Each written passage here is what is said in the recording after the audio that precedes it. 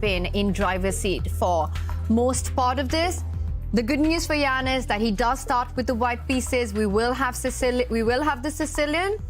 Wow, and I was expecting Magnus to go for a more solid e5 approach, but we've got a knight off. Yeah, these days Magnus does not play with the handbrake on. He loves to kind of fight fire with fire, even in situations where he only needs a draw. And this kind of harks back to Anish Giri earlier in the day, just needing a draw against Hikaru Nakamura, but not backing down from a full-blooded fight. And the top players, they know their openings well enough to not take too many risks. Simon, what do you think of this last move? Quite a rare position, despite the game starting as a knight off. Especially this move. I mean, this bishop d2 looks very, very rare to me. I mean, you don't normally put the bishop on such a passive square when you're playing with the white pieces, but we're going to get a very exciting game here. Nepo's getting ready to put his queen to the queen side, and he's already moved his queen out to go for turbo development. And yeah, very, very, very exciting stuff here. I mean, generally in these kind of positions, when you get this open Sicilian, I love them. I think they're the most interesting openings you can get. It's white with the development. White has 4 pieces developed. Black only has 1 piece developed, but it's black with a pawn structure. That's supposed to be the analogy with these open Sicilians. Black's got a better pawn structure, so black wants to counterattack and get his chances in later on in the game. Queen c7, normal move there. Yeah, interesting stuff. Really, really going to be a great game, this one. And I'm so happy Magnus didn't play some boring queen exchange again. We had to get some action, and I expect Nepo will castle at some point and game on. Yeah, game on, and especially after this last move, Gary makes an entrance, g4, Nepomniachtchi doing the right thing, going all out at this early stage. He wants to attack. He will get an attack in this exciting Sicilian defense. Jan Nepomniachtchi showing his fangs early on with that move g4. Your opponent goes on one side of the board. Magnus responds on the other side of the board. b5 up, which means that if Jan was to get his king to the queen side, Magnus is ready to counter that. The bishop will land on b7, also taking advantage of some of the weak squares this last Gary, the g-pawn, has left behind on the light squares. b5, a really nice thematic response, and Jan says your pawn only stops on the 5th rank. Yeah, I'm not really sure I believe like Jan's play here, to be honest, because you can get a very similar position to this, but with your light square bishop on the queen side pointing towards black's pawns already, and Magnus playing very sensible moves. He now puts some pressure on white's pawn in the center of the board.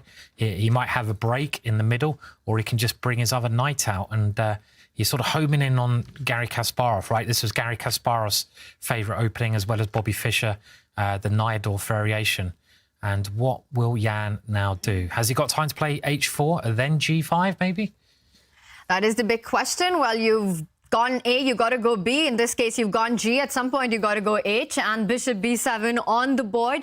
We will check back in with Jan's approach and trying to create chances. The other one is also it is Jan Nepomniachtchi who has sacrificed a piece on that B5 square for attack against Magnus's king. He's eyeing that D6 pawn. Magnus first has to save the queen. And David, I'm thinking that bishop from D2 will jump to B4, and big questions for that D6 pawn. Yeah, Nepomniachtchi really, really upping his game when it matters most. This could be a clutch victory. Suddenly the black king is in the firing line, and white's kind of controlling and attacking on both sides. It's like a pincer movement, a kind of wrapping round with the white queen and rook on the king side, and then the white knight on the other flank. And wow, look at that evaluation. The engine thinks black is already losing by 3.6. If he doesn't find the move queen b6 either, not 100% obvious, then it's just game over. It's wipeout. The advantage would increase massively for white. And where was Jan?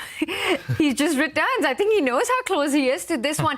David, while Magnus thinks, should we do a quick replay and see how we actually got here? Let's do that. Let's jump back just a few moves. I'll jump to a more normal position here. It's very standard. Both sides have set up in a typical way for the Sicilian Najdorf. Black with a really strong knight in the center of the board. But after the white queen moved across, it was this move, bishop to f6, a mistake, a blunder, because it loosens the protection over the key d6 square. And this was the trigger for white to jump in, sacrifice. Quite a thematic idea here in the Sicilian defense. And now, not just is the queen attacked, but this d6 pawn is collapsing. Magnus does find the best move, but it's still looking pretty grim after your idea there, Tanya. Bishop to b4, overwhelming this pawn. It's attacked now 3 times with the rook, with the knight, and with the bishop.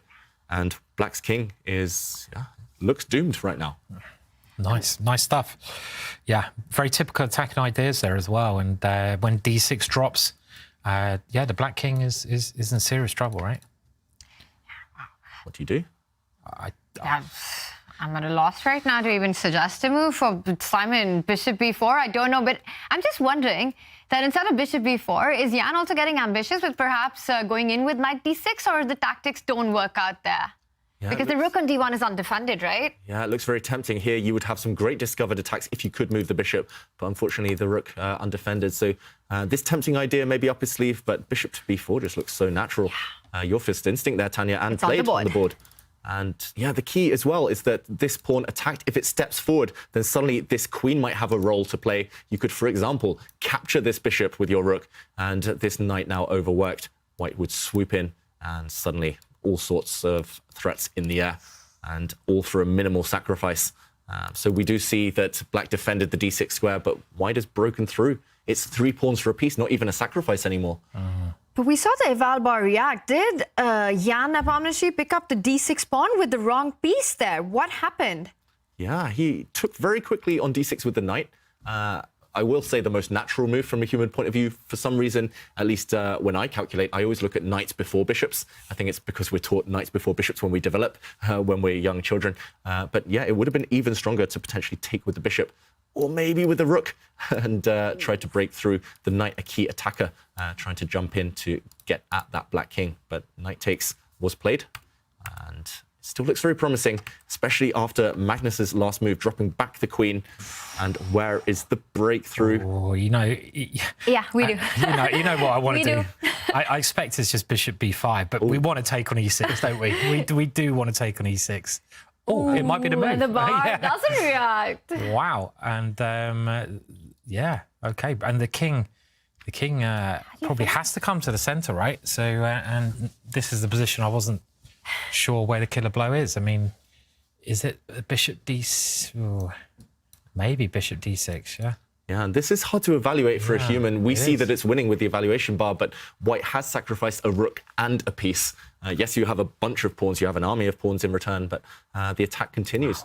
I think it's just the fact that the Black queen has no good squares. Actually, is the Black queen trapped? Because if she moves to the 6th rank, you jump out the way with a check, you pick up the queen. I'm wondering where else she goes. Maybe to a5. Maybe this is what will make Jan pause. The Black queen maybe with some counterplay. Let's go back to the current position. This looks promising for White. It is winning according to the computer, but not easy. The engine says taking this pawn with either rook winning, but also just any other move pretty much. Yeah. The top 2 moves are either rook from the H file to take on e6 or rook from the D file to take on e6. Do we reckon he'll find it? Oh my gosh. That's he has to. He's got this opportunity. He can't let it go. It's the first move you want to play because you've sacked a piece. You want to sack your rook as well. But that line you just showed, like you said, for a human, it's really hard to evaluate even at the end there because you're so many pieces down, right? I mean, after queen a5, you see a check as well, and you're like, ooh, I'm not sure about this. And where's the killer blow? Is there even a killer blow we can find here? I mean, there's nothing obvious, is there? So this is like impossible to evaluate. Let's do a vote, Simon. Okay, I don't think he. Oh, I hope he does, but I have to say I don't think he will.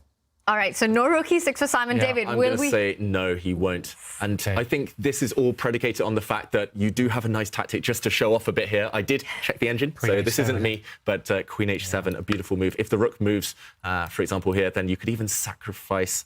I was going to say you could sacrifice and checkmate. That's not right because the Black queen defends, but at the very least you can go b4 first or something. Yeah. And, tempting queen a3. Oh, and then you got nice, Simon. And then you have a checkmate. Yeah.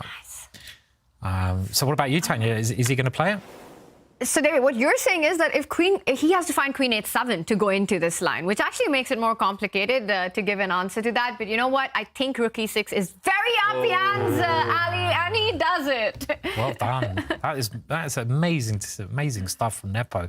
He finds queen h7, but it's a different position, but he has the idea. And look at Magnus. Magnus reacts. Yeah. He can't believe it. And he's sick, isn't he? Sick of the way this game has gone. This is a brilliant game.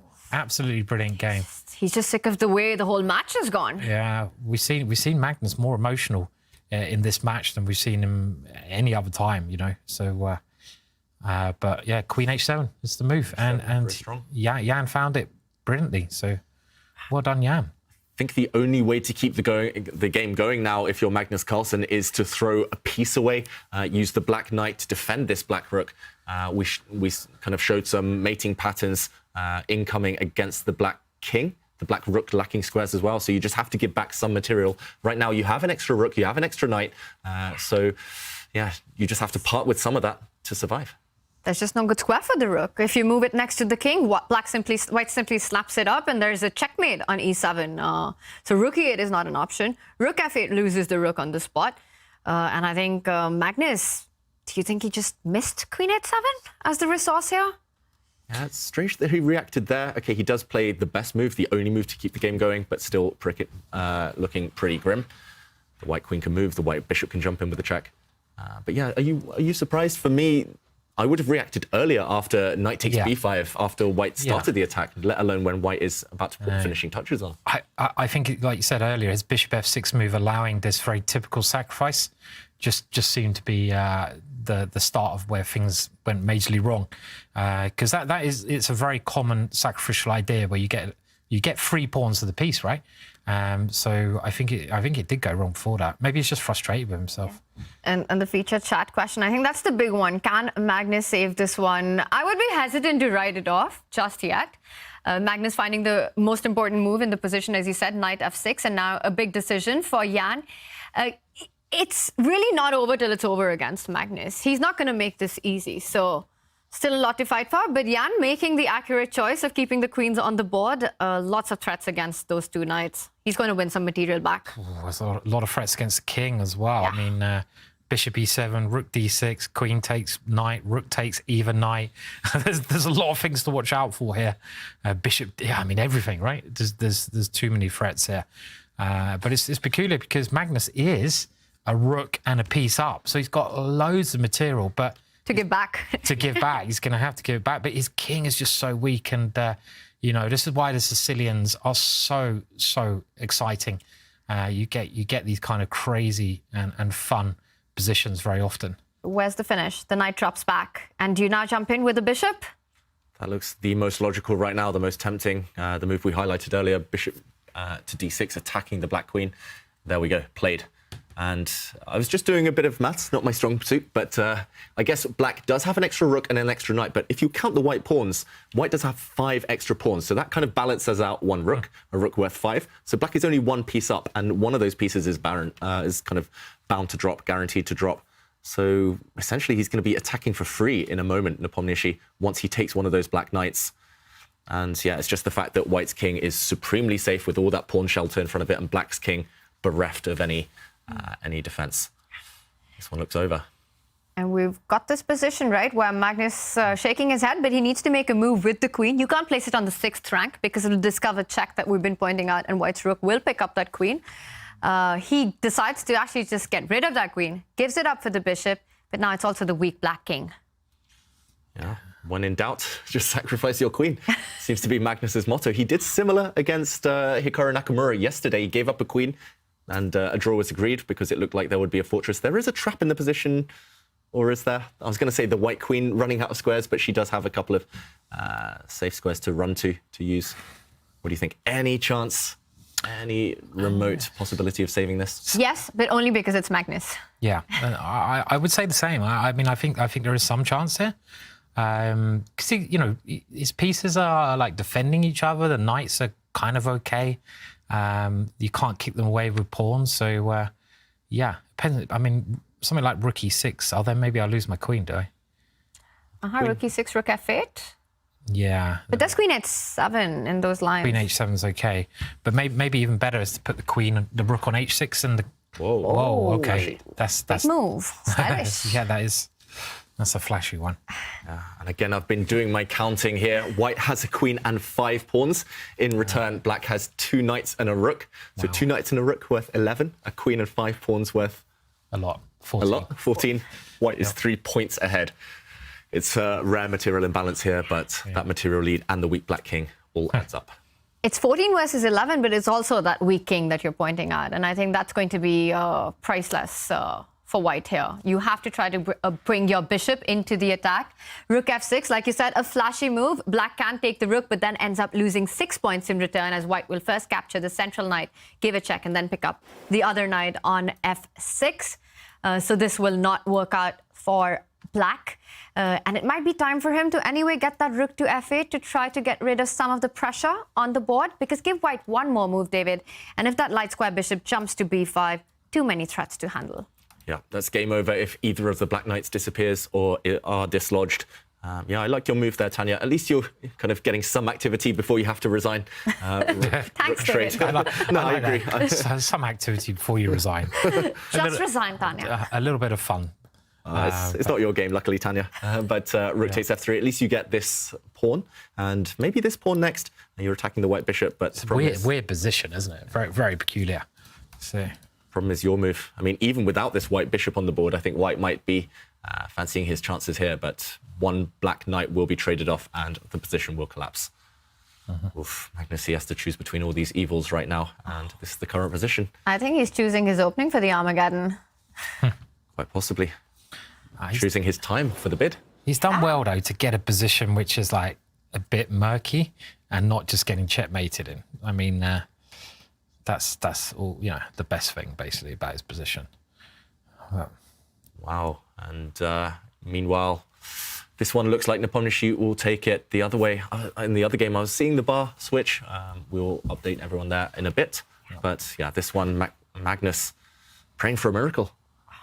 But we know Magnus. He does end up finding those miracles more often than others. Goes for the idea with rook to f8. Jan Nepomniachtchi needs to complete this job. This is his big moment. This is his big chance. Grabs the pawn on g5, and after rook f3, the bishop will come out into the game. As you're pointing out, David, bishop b5 played. And now the g-pawn will also start advancing down the board. It all comes down to those extra pawns. Black without a single pawn in the position. It's a very strange position. Very strange. I mean, 4 pawns are better than none. Yeah. And there we go. A knight disappears. And black has 3 pieces, but they don't coordinate well. Yeah. And white has just simply too many pawns. Magnus needs only a draw. If he can get those pieces to coordinate, to put pressure against white's king, again, I'm not writing this one off just yet. Yeah, he needs a bit of a helping hand from Jan, but not 100% easy. For example, if white pushes the b4 pawn forward 1 square, that could be taken off the board. Okay, first giving a check. he's got to be very careful where he puts his king, because the problem when you're playing against the queen with minor pieces, the most important rule to remember is to keep them guarding each other. So you've got to have the bishop guarding the rook, the knight guarding the bishop, and something guarding the knight, because otherwise they drop off. It's that analogy you said earlier, David, there, you know, and that bishop in the middle is very, very loose here. So there's lots of tactics where it could possibly just drop off here. And you combine that with the pawns just coming steamrolling up the board as well. It's like you're fighting a battle on several fronts. You'll be fighting pawns marching forward on the king side, the queen side, and you'll be having to guard all your pieces. Right now, he's got a kind of decent setup with good coordination. Every single black piece on a light square. But the problem is, how are they going to stem the tide long term? I wouldn't be surprised if the pawns start marching now. And he's got to do that, right? He has to bring the pawns into the game, because the queen alone can't get the job done unless you manage to pick up one of the pieces. Yeah, Simon mentioned that all the pieces need to defend each other. The only undefended piece is the black bishop, unprotected here, and you either have to push it back to a really kind of really passive square, or you have to put your pieces where they might just get hit by that white queen. There we go. A bit loose now from Magnus on a dark square, this black rook, but he's taking chances and has set up a threat. Black is threatening to move his bishop out of the way, take on c2 with a check, and then win the white queen. Yeah. But obviously, Nepo will see this. You would imagine so, yeah. And yeah, Magnus not very happy about his position here. Nepo should win this one, but I mean, there's always tricks. I think at some point he's going to have to start stretching Black's defences by using his pawns. Use the pawn on the right-hand side, get Black trying to defend it over there, use the pawn on the left-hand side, and Black's pieces won't be able to defend all of those pawns coming forwards on either side of the board. I'd imagine that's what he needs to do. in this position. Stranger things have happened, though. Yeah. Especially in this match between these two today. And there we go. G-pawn marches. Meanwhile, we have a result in the other game. Wow, Maxime Vachier-Lagrave takes that with another win. So no Armageddon in that one. A 3-1 victory for Maxime Vachier-Lagrave, but the drama continues in this one. Drama continues, and Magnus is creating some threats. He's really forcing Nepo here, forcing Jan to at least worry, at least calculate his way to victory. The C2 pawn is just going to be captured, but Black's pieces are a bit loose. So what to do here as White? The more pawns that disappear, the closer Black gets to that desired draw. Chat, you've got to get involved. Tell us if you think Jan Nepomniachtchi can make this comeback. It is so close for him, but he still needs to finish the job that he's managed to start so well. He does put the pressure against the rook and the bishop. Magnus decides not to take on c2, which would leave a lot of pieces hanging, but first gives a check, then picks up the pawn, and a slight head shake there by Jan. It's quite a big pawn to lose that one. I mean, you know, if you drop any more pawns, it's going to be very hard to win this. So he's got to push these guys, and there he goes. He's going to try to stretch those defences. I don't like, you know, Magnus's pieces. They're still very loose here, and there's no way they can ever get safe because there's not any stable squares they can stay on. So this is always going to be an issue in the position, just having unstable pieces. So Nepo, big favourite here.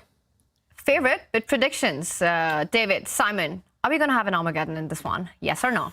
Yeah, I think so. Yeah. I'll say no just to be different. Tanya, break the tie. I'm going to say no. Okay, you think Magnus will hold? I think he'll survive this one. Winning that c2 pawn definitely gives him counter chances here. Yes, Jan's still in driver's seat. Magnus, he's hard to beat. You have to beat him from a winning position all over again. You have to beat him in the opening, in the middle game, and in the end game. I think that's his famous saying, right? You have to beat him thrice. Yeah, you have to keep knocking them down again. They get up, you knock them down again. And yeah, momentum is on Black's side. He has been picking off the pawns. Earlier, White had 5 pawns more than the opponent. Now it's only 3. So yeah, if you call me Mr. Brightside, that's what I'll say. At least it's moving in the right direction for Magnus. But now the white queen will simply move, and those 2 pawns on the queen side look most menacing. They do. Look at that knight on d7 for Magnus. It's such a key piece because it stops any checks for the white queen from jumping in. It's really the best friend for Black's king there. Simon, you said in these kind of piece imbalances, you want every piece to sort of defend each other. And we see that knight not only guarding the black king, but also the rook on e5. No big check right now. It's not easy, and we see the eval bar, it keeps doing a little bit of a dance after every move. Yeah, I mean, can you grab another? Queen h4. Oh, yeah, you can't grab another one, unfortunately. If you could, then you'd be getting much closer. But Queen h4 is a lovely move where you're going to lose the rook there. And I just don't see how you're going to stop these pawns in the long run. So Magnus trying to pick up the A pawn now, but I don't know. How do you save it? Do you go to a7 all the way in, or do you fall back to the starting point on d1? Yeah. Oh, wow. Another move. d6. Counter offense on the bishop. Yeah, that's a nice move. Really nice square for the queen there. And if you take the pawn with check, then white just attacks 2 pieces by moving forward. So you can't actually take the pawn. Next move is going to be like a5 or b6, and they're getting really near queening now. Yeah, they're marching down the board, but Magnus does give a check with his bishop. The bishop drops back, and the white king steps forward. Yeah, how do you guard against this? I mean, from a practical point of view, it just looks Whoops, my arrows. This pawn to g6 just looks hopeless. He gives a few checks, Magnus, but he's only driving the white king forward. I think the white king, I say it carefully, doesn't want to go forward. You've got to be a bit careful. Yeah. Oh, that would drop the evaluation, yeah. Oh, yeah. I mean, suddenly the white king maybe checkmated on the edge of the board. So big question, maybe the white king has to go back. But if you're going back, then how are you going to hide from these checks on the 3rd rank? Draw, match done. Prediction close. Simon Williams. Does come back, a check. And of course, for Jan Nepomniachtchi, he can't repeat. He falls back all the way. So the king coming from the other side, closer to the black rook. Yeah, it's going to zigzag towards that black rook, but not entering the 4th rank, so the black rook will not be able to take any pawns with the gain of time. Meanwhile, huge, potentially winning threat on the board of g6, pushing white's kingside pawn forward. Actually, both pawns. I think with 1 minute on the clock, this one is almost hopeless. Maybe with an hour on the clock, you could pose some problems, potentially save it, but... You need another piece, really, don't you, in this position at least? And that g6 move, the b6, the pawns are coming. And we're going to get Armageddon, which is great, between these two brilliant players. I mean, we've seen them in the World Championships, and yeah, looking forward to that. 30 seconds now for Magnus Carlsen. I think I'm going to be eating my own words on that prediction. Jan Nepomniachtchi doing everything right, and is it time to start pushing the pawns? And he does it. If you take on g5, b7, game over. Yep, huge threat, and black's pieces are stretched to the maximum right now. 26, 27 seconds.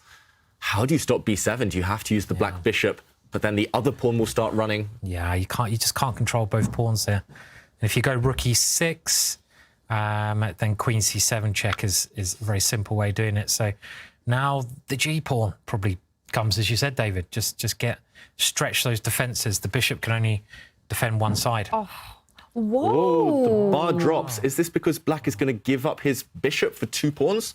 Okay, the evaluation bar recorrecting itself there, changing its mind.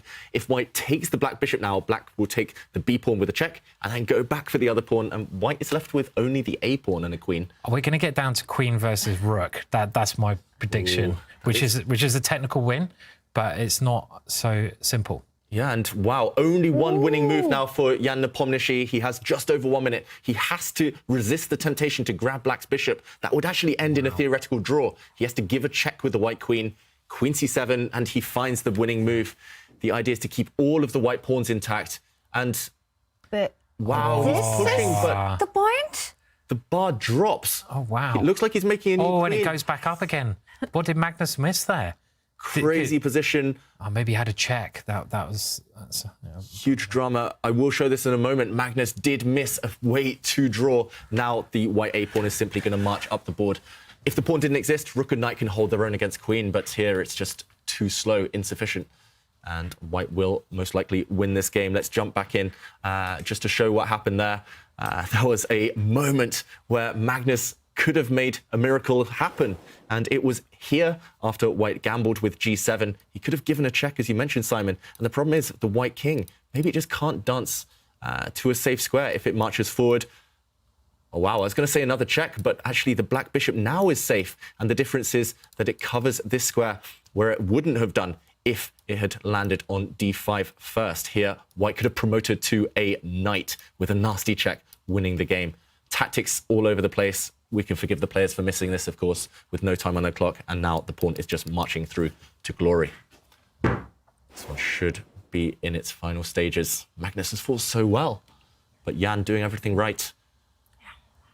And the pawn just continues its march down the board, giving a few checks, looking at that rook coming back to attack that queen on b7 to try to defend. I think, Simon, this might be a queen versus rook, and Magnus is going to make Jan prove that one, which I think Jan will. Armageddon. Yeah, coming I mean, up. if he can give his knight up for the pawn, but it's not so easy to do that here anyway. Yeah, you might have to give your rook for that pawn. Look at that move, queen from 1 all the way. It's a long move. That is, I love the long moves. They're nice. And what are we going to see now? Okay, doing a bit of wriggling. He still needs to win it. Still needs to win. The black king could not have moved towards the white pawn there. There would have been a back rank check. Devastating check. Instead, Magnus's king has to go the long way around.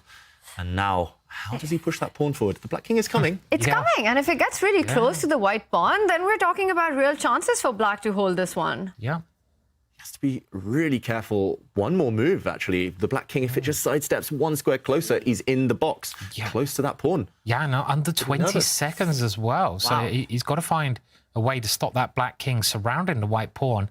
So he moves his queen over, and that is a good move. Just forcing the black king to stay where it is. Now black is completely frozen. The black rook is stuck in front of the pawn. The black knight stuck, preventing any checks. And oh, look at that. Oh, he missed another chance. wow, the black knight could have actually gone back to b8. And is he going to do it now? He can't. Now there's because queen of b6 check. That was that one moment because the king was on b4. Oh, yeah, he's fallen for queen b6. And Yeah. wow, still some tricks. Don't take the rook. That is dirty. So dirty from Magnus Carlsen here. Taking the rook would have actually ended in a draw. And we'll show this in a moment. The drama is just happening. Both players with around 10, 15 seconds. But black is about to take the white pawn. Wow. Oh, if he takes it now with his rook, then the white king goes towards that black knight and black's pieces are overwhelmed. And we will see it. We're going to get it. We're going to get it. Unbelievable. Rook versus queen. And this is the technical win, but it's actually, with the correct defense, quite hard, if I remember correctly. But it's really difficult to defend this because you've got to put the rook quite a long way away from the king and avoid losing it. So... Magnus is going to test Jan out in this one. I'm sure that both players have looked at this ending quite a lot of times before because it's one of those pure endings that you get that you probably should look at some point. You will get it at a moment in your life. And this is the kind of move you must do. You must move the rook a long way away. That's the kind of key, not drawing way, but the key idea to make it tricky. Yeah. Have you ever had this ending? I have, and I've struggled to win actually once in the World Junior Championship when I was quite young. My opponent defended really well, and it took me about 35, 40 moves to win the black rook, so just in time. But I think every time I've had this on the defending side, I've lost, including to Vash-Legrave and a couple of other players. They tend to know the technique, especially if the king gets forced onto one of the sides of the board. Yeah.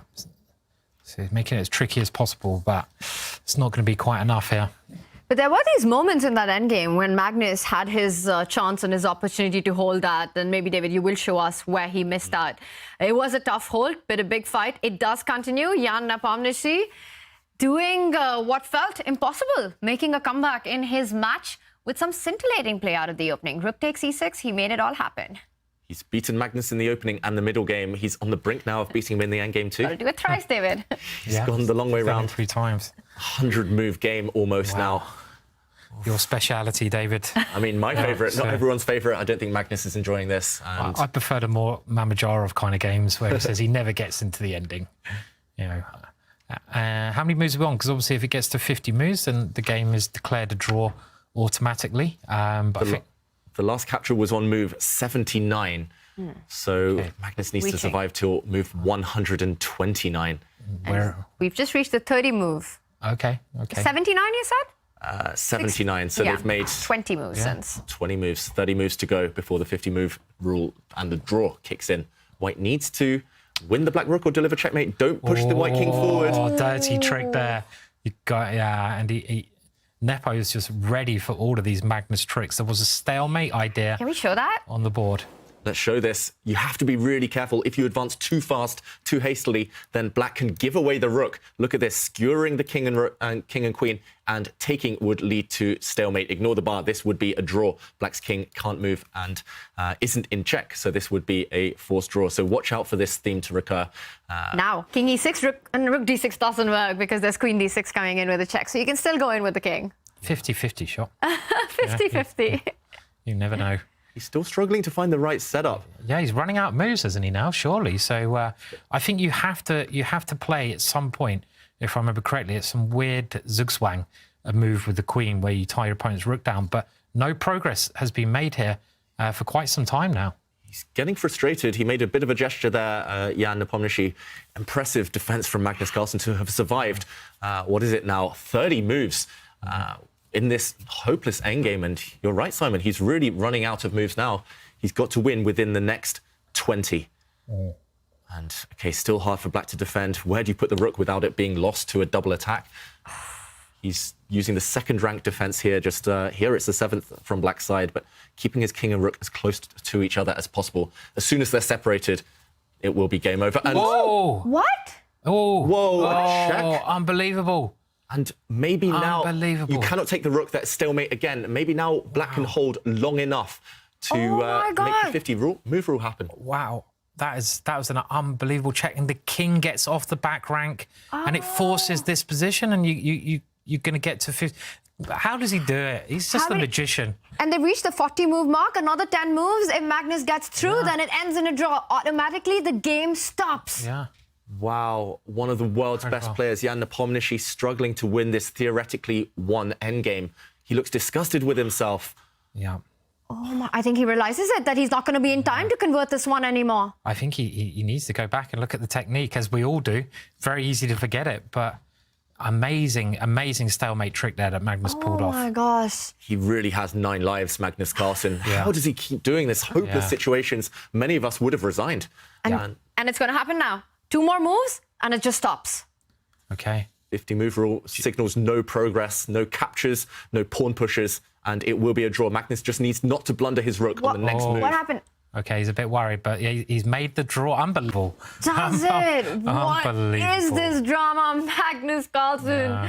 Wow, with a smile there. He also is in disbelief. And David, as you said, probably using up one of his 9 lives today, surviving that one. And for Jan Nepomniachtchi, it is heartbreaking. What a fantastic game he played.